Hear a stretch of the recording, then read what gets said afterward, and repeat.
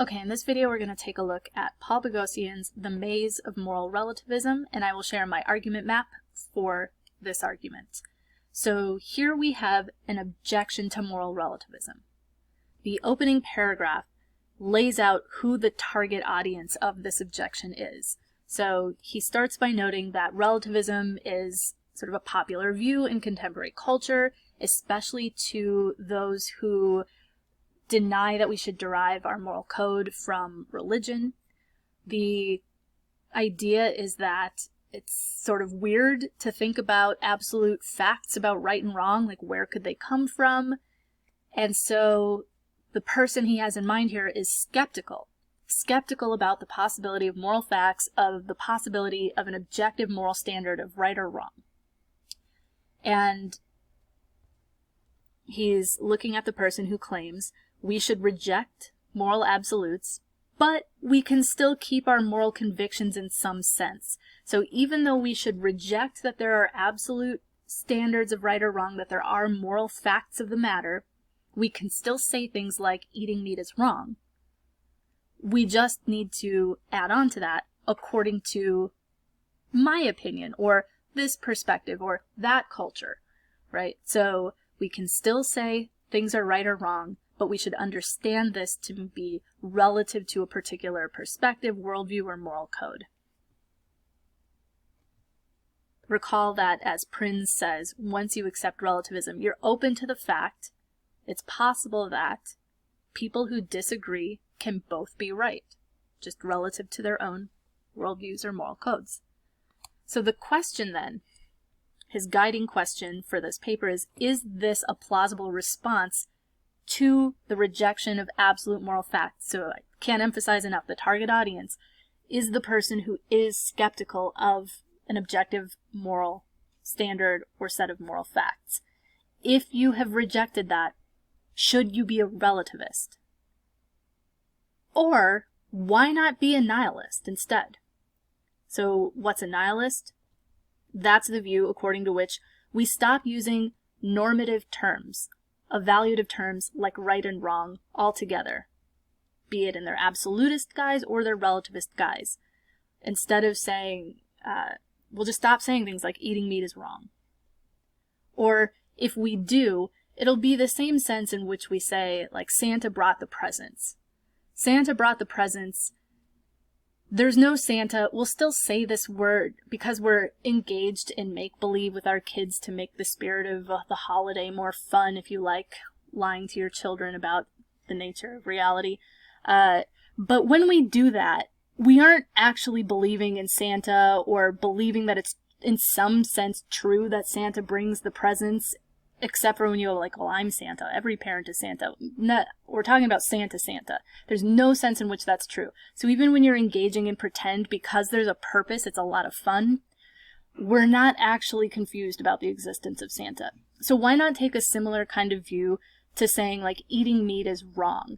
Maybe there's some sort of reason to still say it, but we're not confused. We don't think there's actually a truth to the matter that eating meat is wrong. We know that some codes, we could say some people believe it's wrong, but not that it's actually wrong. Just like we can say some people believe that Santa exists, children, right? But that's not the same thing as saying Santa exists. Similarly, we can say some people think eating meat is wrong, but that's not the same thing as actually saying and believing that eating meat is wrong. So just stop using the words right and wrong like they have this normative import. That's the way he puts it, right? That they make an evaluative claim. Okay, so that's the sort of big picture. If you've already rejected or are very skeptical about an objective moral standard or set of moral facts, instead of being a relativist, why not just give up right and wrong as normative terms? Why not be nihilistic, accept that there are no moral standards, there are no moral truths? When we say things are right or wrong, we're not actually asserting anything about the world, and there's no sense in which it's true or false. Okay, so then we get comparisons. We get comparisons with witches, and we get comparisons with simultaneity. So what exactly is the point of bringing up whiches and simultaneity?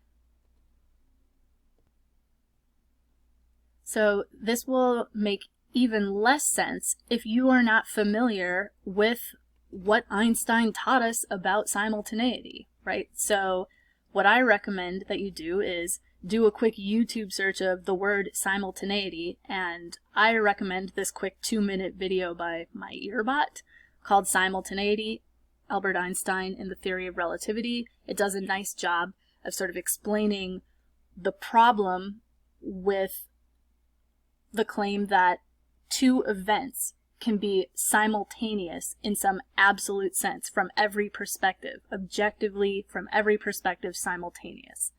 Instead, the only sense in which two things are simultaneous is from the perspective of an observer. So the basic idea, if you don't want to watch the video, is that if you're an observer watching a really, really fast, and imagine so fast, like nearly speed of light fast, train goes by, and the lightning strikes each end of the train. From this observer's perspective, those lightning strikes are simultaneous. If we sort of go into the train, the person who's sitting in the train, see if we can get a picture of the person sitting in the train, not the sort of serial killer on the side of the road looking at the train. Okay, so this person's in the train. And when lightning strikes, what the stationary observer observed was, at the same time, because light travels at a particular speed and the train is moving towards light, this observer is going to observe the one hitting the front of the train is happening before the one hitting the back of the train. So we could ask, well, who's right? What is the standard for simultaneity? What's the objective perspective or the correct perspective? And the claim is there isn't one. From one perspective, these two events are simultaneous. From another perspective, one happened before the other. There is no best perspective. There are just equally good perspectives, and simultaneity is relative to the one you have chosen. Okay, so that's a bit of background knowledge you'll need in order to understand the point about whiches and relativity. At this point, I'm going to go to my map to explain this bit of the argument. Okay, I'm going to just focus in on the part of the argument where we get the bit about the whiches and the simultaneity. So here's the main claim of this might be the main claim of the paper. I actually think, hint, that the main claim is we shouldn't rush to give up on absolute moral facts, or we shouldn't give up on absolute moral facts. But the thing that's really argued for in the paper, that most of the paper is developed to support, is 2.1 here. That if one rejects moral absolutism, let's call that the view that there are absolute objective moral facts, then one ought to accept nihilism or eliminativism. That's the view that there are no moral truths. We should stop using words like right and good as if they refer to something real. That there are some kind of truths about things being right and good. We should stop saying that. And we should not be moral relativists. That's the view that truth or falsity of moral claims is relative to a set of values, a worldview, or moral code. So we shouldn't think there's some sense in which they're true. We should just reject there's no sense in which they're true. Why think that? What's the point of the whiches and the simultaneity? 3.1, or first reason. Here's just a general setup idea. So if we have rejected the absolute or objective existence of a thing, call it X's, whatever it is, we think there is no absolute or objective whatever this is. We have two options. We accept then there are no truths about X's. We could be nihilists. Or we could accept there are truths about X's. They're just relative. We should be relativists. So when should we do one or the other? We don't think this thing exists in any absolute objective sense. When should we just be nihilists, and when should we be relativists? And what should we do when we think there are no moral facts? So here's the claim. If we can relativize X's, whatever this thing we're interested in such a way that we're still talking about X's, in something like the way we always have, then go ahead and relativize. That's the appropriate response. Example of that is simultaneity. So when x equals simultaneity, this is just an illustrative example. When x equals simultaneity, this is the appropriate response. It totally makes sense to relativize. Why think that? Because there is a relativistic cousin of simultaneity that can play something like the same role that simultaneity used to play as we've always understood it. Simultaneity, relative to a frame of reference, is a property that plays something like the same sort of role as classical simultaneity did in our theory of the world. Here's the important point. Relative simultaneity is recognizably a kind of simultaneity. When we talk about simultaneity relative to a perspective, we are still talking about two things happening at once. Simultaneity. Alternatively, if we can't relativize x's in such a way that we are still talking about x's in some sense, then we should just be eliminativists. Instead of relativizing to perspectives, we should just say there are none of these and stop talking about the world as if there are some of these. Witches are supposed to be the case here, and so let's let witches be used in the sense that the people who in Salem who accused women of being witches, whatever they meant by witch, let's just assume that. So if that's what we're talking about, he says, the appropriate response is A. So we've already agreed there are no witches. There's no absolute sense in which witches exist. And there's no relativist cousin of witch that can play something like the same role that witch, as we've always understood it in this particular sense, plays. So I'm sort of adding on here and explaining a bit in my own words, but we can say things like, Steve is cosplaying as a witch for Halloween. That doesn't commit us to the existence of witches. And we could say that Steve believes Sarah is a witch.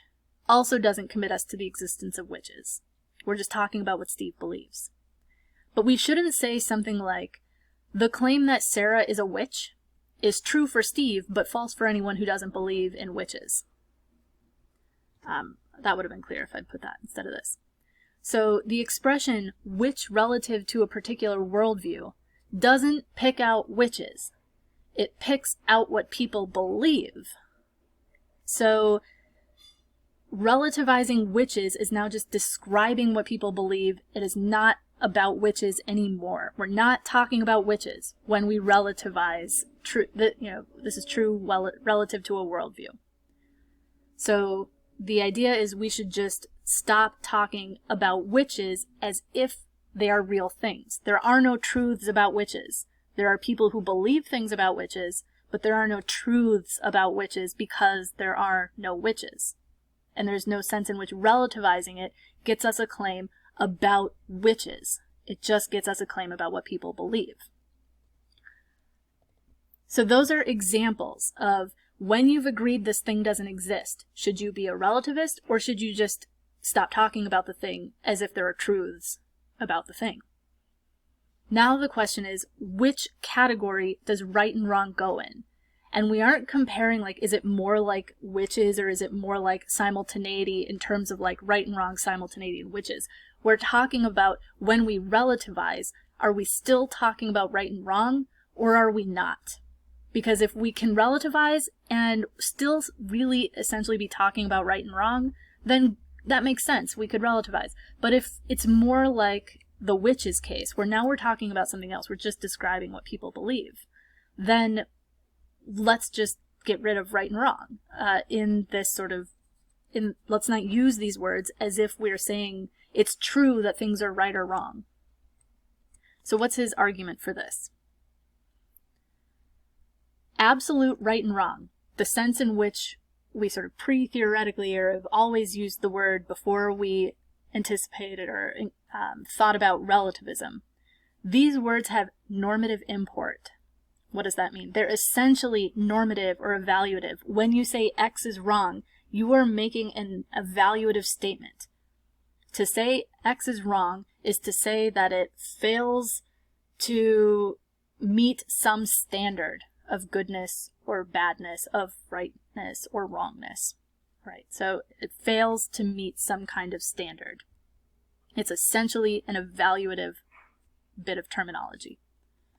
The relativist option is to say right and wrong are to be relativized to sets of values or moral worldviews or moral codes. So when we say is right or is wrong, that becomes is right relative to a particular worldview. So eating meat is wrong, can't say that. We can say eating meat is wrong relative to this particular religious group or this particular cultural group. And finally, to say that anything, let Y be eating meat, whatever you want, to say that it is right or good relative to a particular moral code, that's merely a descriptive statement. It's not a normative statement. So eating meat is wrong. That is a normative claim. That is an evaluative claim. Eating meat is wrong according to religious group X. That is a descriptive claim, not a normative claim. So the idea is that once we've relativized, we're not talking about right and wrong anymore. We're just talking about how people act or what people believe, and we're describing people's beliefs or practices. So we're not using the word at all in the same way. We're not really talking about right and wrong once we've become relativists. So then there are two, that's the bulk of the argument. And then there are two lines of objection, and honestly I wasn't sure where they best fit into the map, because the etiquette case is like, oh, but there is a normative domain about which we're all relativists, and it seems perfectly consistent and fine, so this seems like he frames this as an objection to his critique of relativism. And I wasn't sure where in his critique of relativism, as he's set it up so far, which is really just 2.1 to, this bit of the map.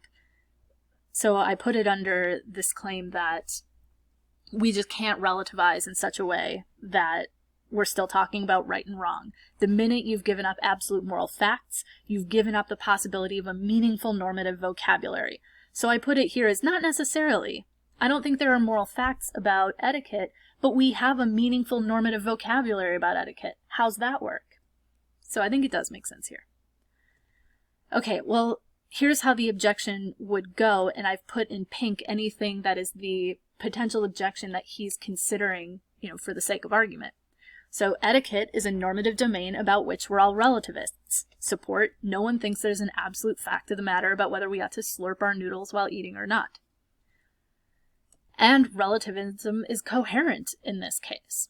And he objects, that's true. So I agree, 4.6 and 4.7, I'm on board with all this, that's true, but I'm objecting to the inference here that means something went wrong in my claim in 3.4.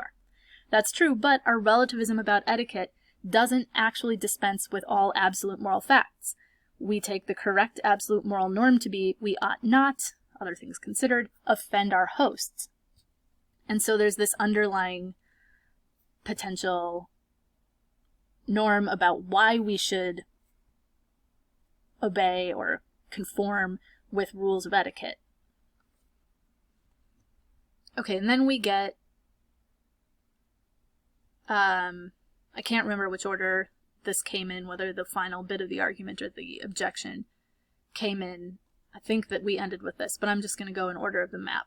So I said the majority of the paper is about defending this claim, that once you have rejected moral absolutism, you ought to be a nihilist or an eliminativist, same thing on this view, and not a relativist. And he says, and nihilism is an unattractive position. He doesn't say much about why. The world might seem even more mysterious without any normative vocabulary, whatever. But the idea is just that this is a really counterintuitive thing. So if the view you're defending has this super counterintuitive implication that you ought to be a nihilist, not a relativist, you've got two options. One is go, okay, I guess I'll be a nihilist. And if that's the route you're leaning towards, well, you haven't really been given much of an argument not to. But if you're on board with the fact that, well, I don't think we should give up our normative vocabulary entirely, and I do not think we should be a nihilist. I think we can talk about things being right or wrong. There's all these complications and uncertainty and stuff that we need to sort of figure out and when it comes to our philosophical worldview, but I'm not ready to give up saying that things are right or wrong. I think there are meaningful, important, true senses in which things are right or wrong, and I'm not ready to give that up. If you're just on that then you've got a potential problem here, because the argument is that relativism suggests that we can't have a meaningful normative, it seems to imply we can't have a meaningful normative vocabulary. We can't really use right or wrong in anything like the way we used to use it. We can't talk about there being moral truths in any way like we used to think there were some. So your options then are to accept nihilism, or if you think that's definitely, you're agreed that's unattractive, that's a counterintuitive implication, then you could not rush to give up absolute moral facts. Or you could find some problem in the argument for the claim that once you've objected moral facts, you ought to be a nihilist, that you ought not to be a relativist. So what would that look like? Is there a way where you can just accept that there's no meaningful normative vocabulary, or that they're just misunderstanding the sense in which it's meaningful on a relativist point of view, or something like that? Where in the argument could we potentially object is the interesting question. And then finally, he considers the possibility, again, I'm not sure if it best goes here, but something like maybe there are some absolute moral facts. Something like what we ought to do depends on the local conventions or moral code, just like in the case of etiquette, that what's right depends on where you are. But this admission, he says, even if that's a possibility, it leads us back to the quest for moral absolutes. And that asks us to employ our usual mix of argument, intuition, and experience to the task of figuring out what they are. And so if we've got at least one absolute moral fact, and the only way to get to that moral fact is by reasoning, thinking about the implications of our commitments, and then we're back in the business of reasoning about morality, about figuring out what's true and what's good. Okay, so that's Boghossian's argument.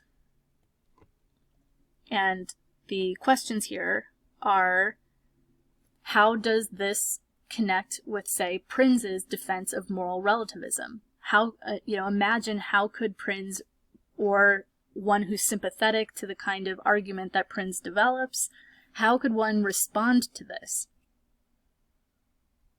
Is there some sort of bite-the-bullet response, where somewhere along the way you accept a thing that Boghossian suggests is problematic, or what? It's an interesting question.